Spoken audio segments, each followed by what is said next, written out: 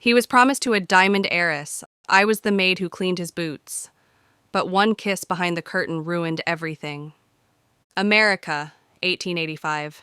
They called it the Age of Progress. But for girls like me, scrubbing boots and keeping secrets in the service of the wealthy, nothing ever really changed. Yet I persevered, my spirit unbroken by the rigid societal norms. This is my story. My name is Clara Donnelly. I arrived at Greystone Manor with one satchel containing all my worldly possessions, one pair of shoes worn from years of service, and a letter that promised I was quick and quiet.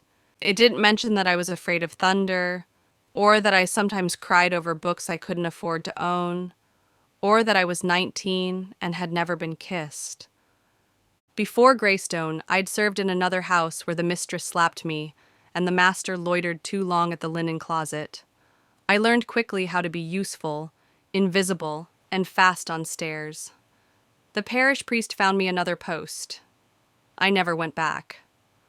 But before grief taught me silence, I was a child with ink-stained fingers and stories in my head. My mother had been a teacher once, in a village schoolhouse tucked between the cliffs of County Clare.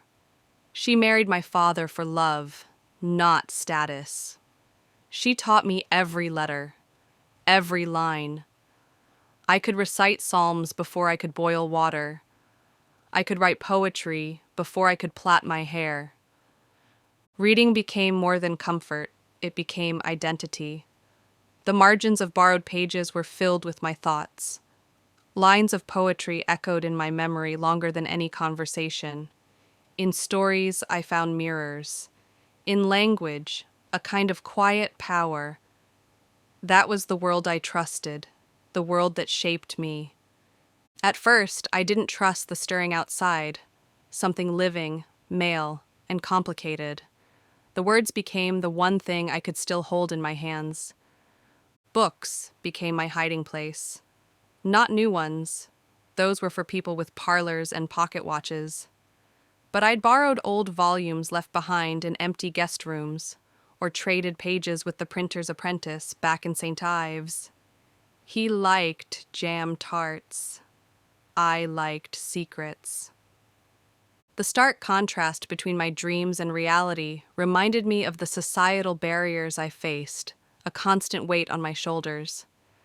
The manor loomed like a castle, 4 stories of cut stone and stained glass, with turrets that caught the morning sun like fire. The servants whispered that Mrs. van der Zee imported Italian marble for the floors and French silk for the drapes, though none of us had ever touched either. I was given a narrow bed in the attic under the eaves. My uniform was too short at the wrists, and my duties were too long for one pair of boots. For a week, I was invisible, another girl in black with raw hands and aching knees. Then he arrived. It was early, still gray with frost, and I was near the East Hall polishing brass. The carriage rolled up in a hush of wheels and breath. I slipped behind a column, half curious, half dreading whoever might emerge. He stepped down like he'd walked straight out of a scandal sheet, tall, broad-shouldered, face too lovely for his good. But I noticed his eyes first, distant, restrained, as though he lived always a half-step removed. He adjusted his cuff with too much care, a gesture that seemed to steady him. He looked in my direction, not long, but long enough for my breath to snag, sudden and small, like catching a thread on a nail. My fingers clenched around the hem of my apron. I didn't know why I felt it then. The flicker in my ribs, the way heat crept up my neck, only that it came too fast and stayed too long. My pulse beat loudly in my ears, though nothing had happened. Nothing at all.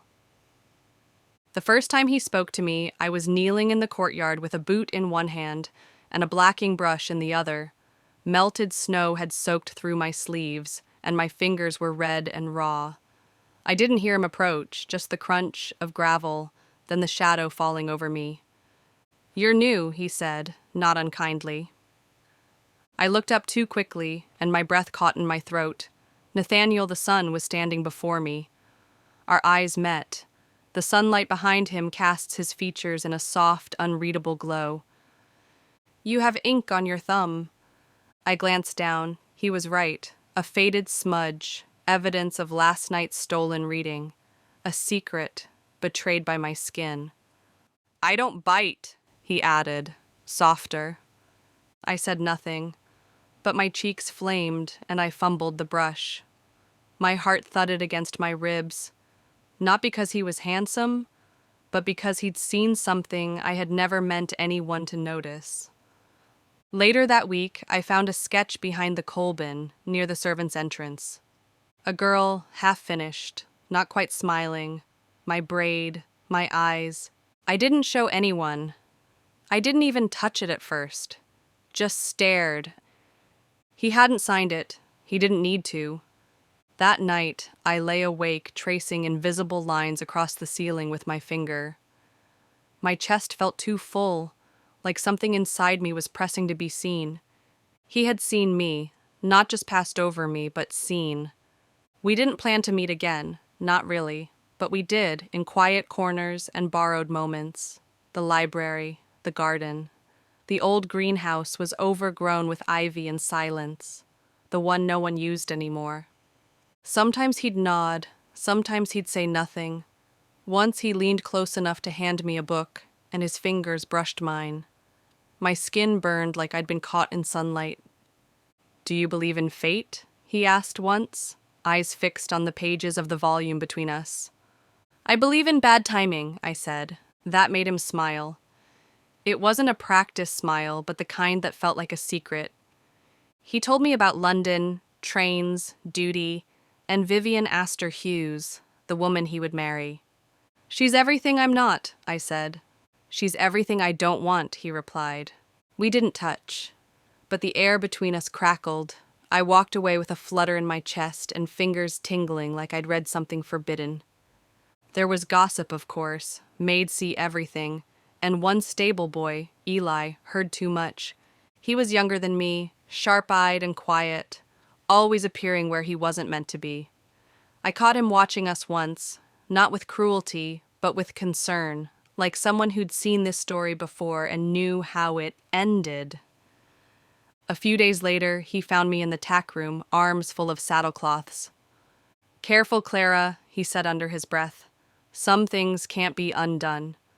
I nodded, but I didn't stop. Eli became my shadow after that. A lookout, a friend. He'd linger near the greenhouse if I stayed too long, clearing his throat when footsteps came near. In return, I patched his coat and slipped jam rolls from the pantry into his pocket. I never asked why he helped me.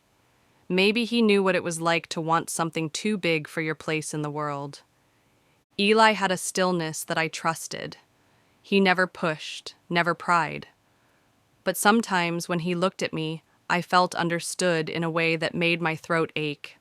I was not seen, like Nathaniel saw me. I was not lit from within, but I was known. Like Eli carried his own broken compass, it pointed quietly toward mine. Our secret place became the old greenhouse.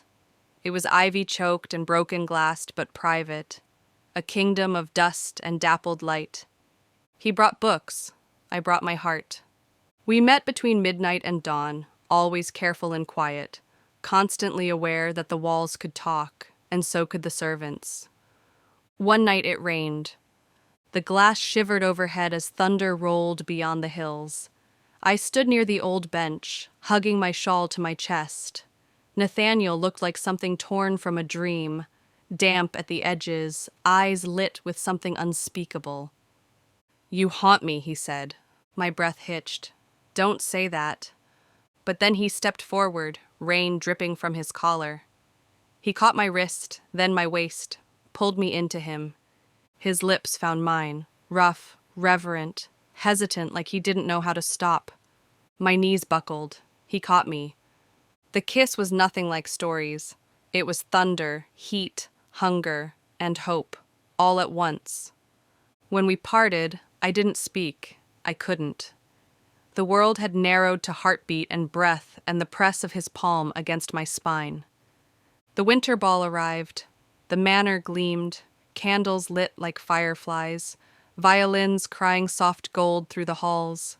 Servants whispered about the Astor Hughes diamonds and which dukes had arrived from Boston.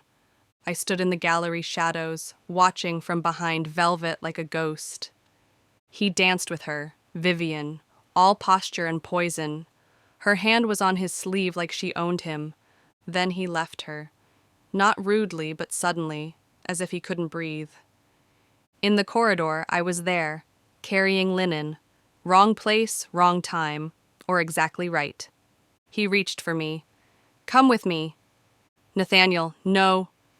But he had already pulled me behind the heavy velvet curtains. His lips found mine like we were the only ones left alive. And then, voices. Vivian. "I saw them," a maid whispered behind her, "earlier, in the greenhouse." "She's been clinging to the back stairs like mildew," Vivian replied. "I told you, he always did prefer the help." Nathaniel froze. I heard laughter. "You think I care?" He said, "Let them talk." "You should," I said, breathless, "because they'll do worse than talk." He stared at me, jaw tight.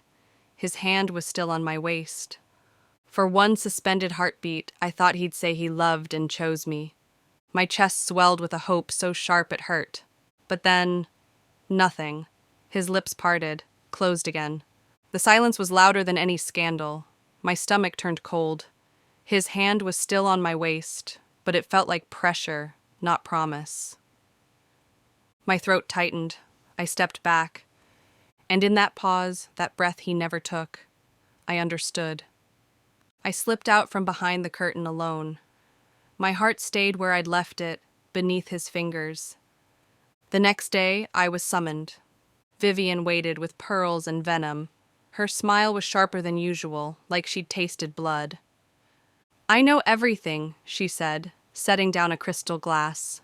"The greenhouse, your secret meetings." She took a folded paper from her sleeve. "Funny thing, I have a cousin in London who remembers Nathaniel's little incident, quite the scandal.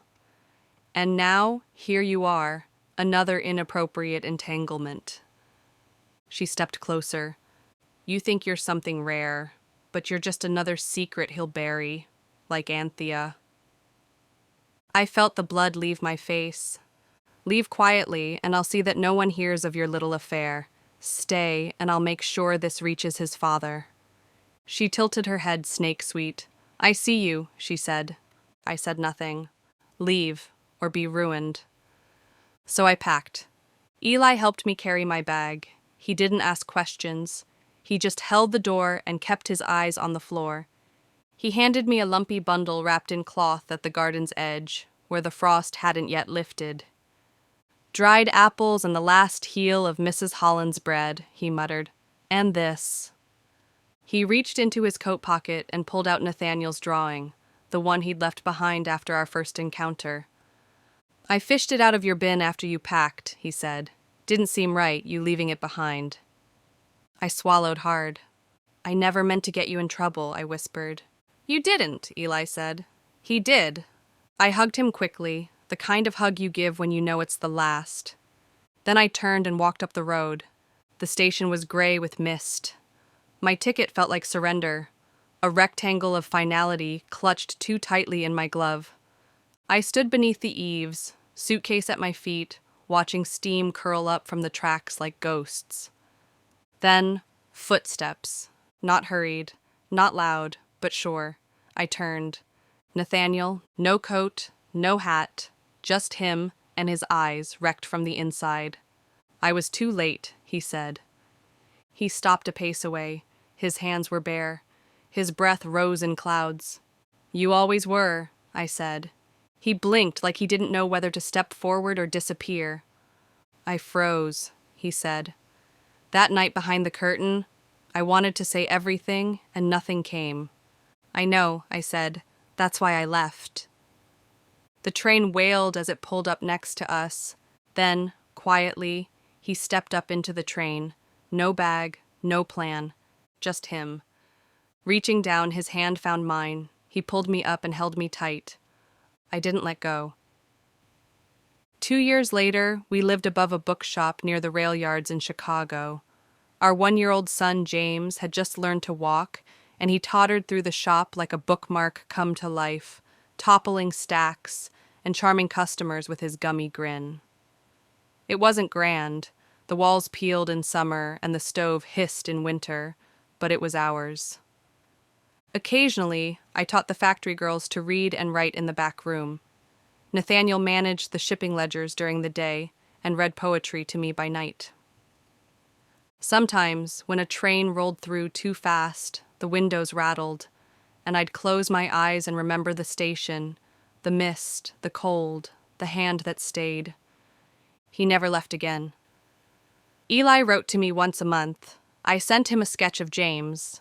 As for Vivian, I heard she married a baron's son. She named her firstborn Thomas. Love isn't always grand. Sometimes it's hidden behind curtains, whispered in greenhouses, or clutched at the edge of a train platform. Clara and Nathaniel's story reminds us that the bravest thing we can do is choose someone, even when the world tells us not to. If this tale stirred your heart, I invite you to stay a while. Subscribe to Timeless Tales by Anna for more stories of love, longing, and the choices that shape us. And remember, the heart always knows what to hold on to,